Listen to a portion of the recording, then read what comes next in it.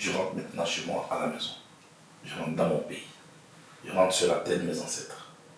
On ne demande pas à un Ivoirien pourquoi il rentre en Côte d'Ivoire. J'ai une dette envers les Ivoiriens, c'est vrai. Mais ce n'est pas seulement une dette politique. J'ai de l'humanité à manifester envers eux. J'ai de la compassion à apporter à ceux qui ont perdu leurs parents et qui portent aujourd'hui à vie les stigmates de cette crise-là. C'est pour tout cela que je m'en vais. Après 11 ans passés à La Haye, Charles Blé Goudé rentre finalement en Côte d'Ivoire ce samedi 26 novembre 2022. Mais avant, il a tenu à accorder une interview exclusive à la chaîne Actu People dans laquelle il parle de ce qu'il fera dès son arrivée à l'aéroport Félix Houphouët-Boigny. En tout cas, tout cela est derrière vous. La toute première action que vous allez poser une fois en Côte d'Ivoire, ce sera laquelle? Où c'est là l'aéroport? Peut-être. Certainement. Vous verrez le geste.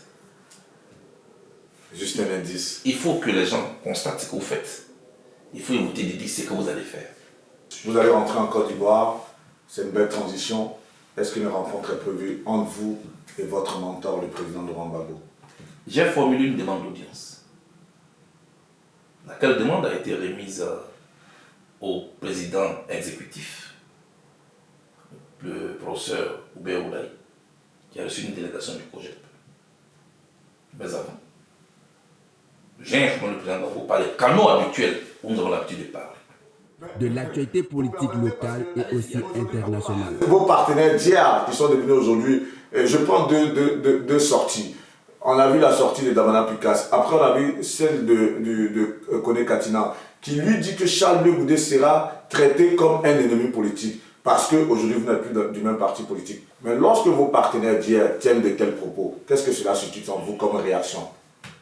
Je n'ai aucun commentaire à faire là-dessus. J'ai créé le Congrès panafricain pour la justice et l'égalité des peuples, le COJEP, qui à un moment donné a mené un combat. Aujourd'hui, est un parti politique depuis 2015. Je suis responsable devant mes camarades qui m'ont élu comme président. C'est à eux et à eux seuls que je dois des comptes. On me dit souvent, oui, il n'a pas d'argent. La Côte d'Ivoire n'a pas besoin d'un homme riche pour être dirigé. Parce que la Côte d'Ivoire elle-même est déjà riche. Elle a juste besoin de quelqu'un qui peut savoir gérer les richesses de la Côte d'Ivoire, c'est tout. On a plus de millions de Maliens en Côte d'Ivoire. On a des Ivoiriens aussi au Mali. Moi, je pense qu'il faut qu'on trouve une solution à cette crise-là. Je ne suis pas de ceux qui vouent hégémonie les soldats ivoiriens qui sont incarcérés au Mali. Je sais ce que c'est qu'être incarcéré, d'abord. Ensuite, je sais ce que c'est qu'être incarcéré hors de son pays. Je sais ce que c'est.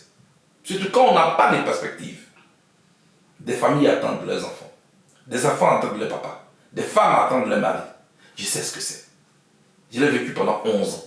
Mais avant 11 ans, dans toute ma jeunesse, j'ai été emprisonné 9 fois pour mes opinions. Je sais ce que c'est.